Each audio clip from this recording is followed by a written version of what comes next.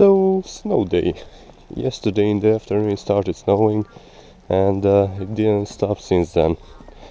By the way, I really love snow, I really love driving in snow, and if you don't love snow you will burn in hell. Nah, just kidding.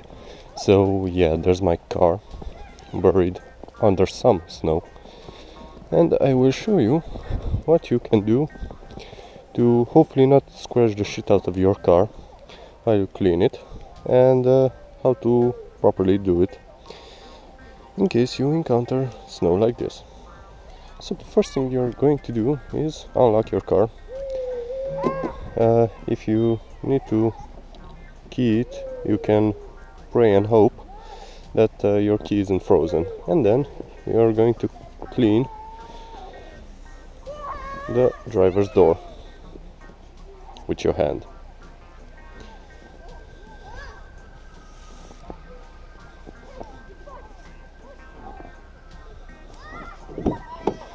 And get in.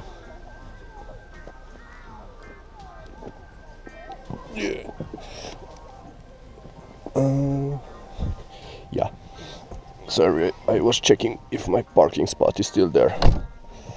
So yeah, for winter I highly recommend these floor mats or whatever out of rubber. And you're going to start the car, obviously, with all electronics off.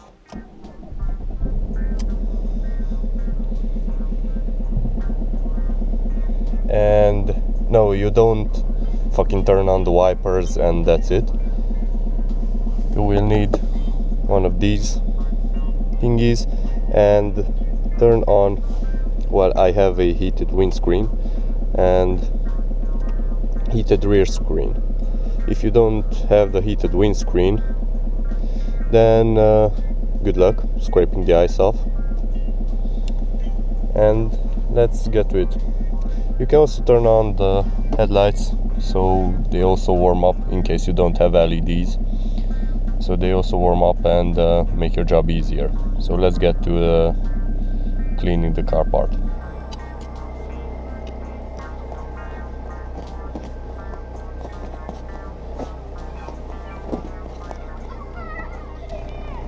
And make sure you start from the top. I usually do this by hand, because I don't want to scratch the paint, but you can use a brush.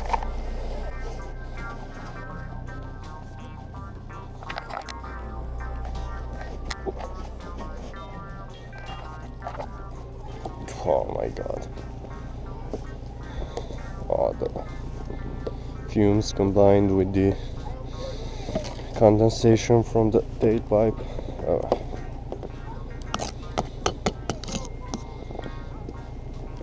So another important thing is to clean the top of your car, because if you're driving, besides the snow flying off and flying onto the car that's behind you, you can brake.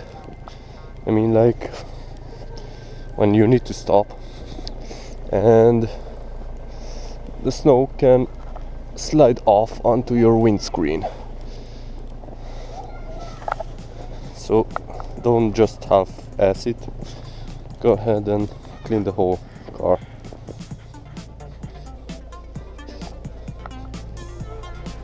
And you can see the heated windscreen in action. It's so easy to clean it off. Don't forget to clean the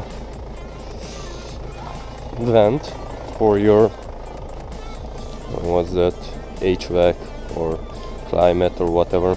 It depends, but for me it sucks in air through here and there's the filter, so clean that so you don't encounter problems later with the blower motor. And you're mostly done. I usually start like this. Also, all your windows should be cleared so you have maximum visibility. That's another problem besides the slippery and icy roads. So another important thing is to have good windscreen wipers. The rear one too, hopefully you can see that. And I'm going to move my car there because I need to change my tires. No, I'm not running summer tires, but my front tires are a bit shitty because I ground them down because I'm driving like a maniac, and I want to put the rear tires up front and have the front tires to the rear. So yeah, now I'm backing up, mostly looking into my mirrors. So yeah, about the tires, look at the tread wear on these are the front tires, and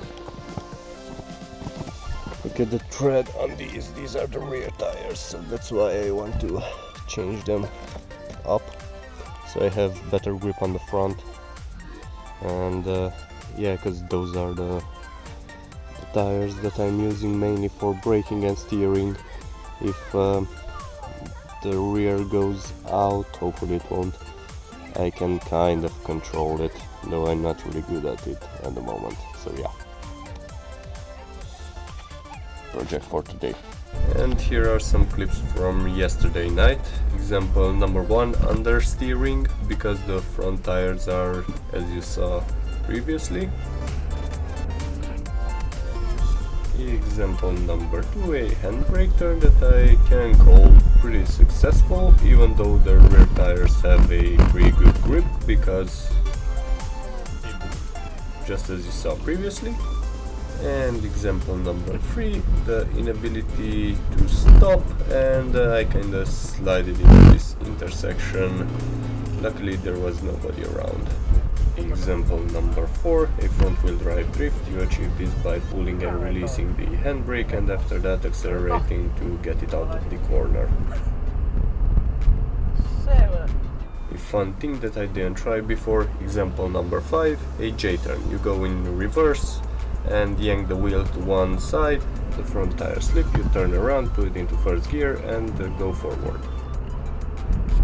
Example number 6, pulling the handbrake on the road, messing around and almost hitting a tree.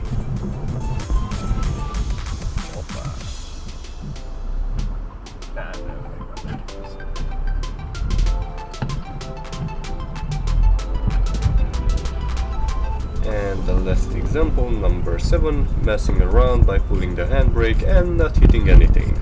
Pretty much drifting.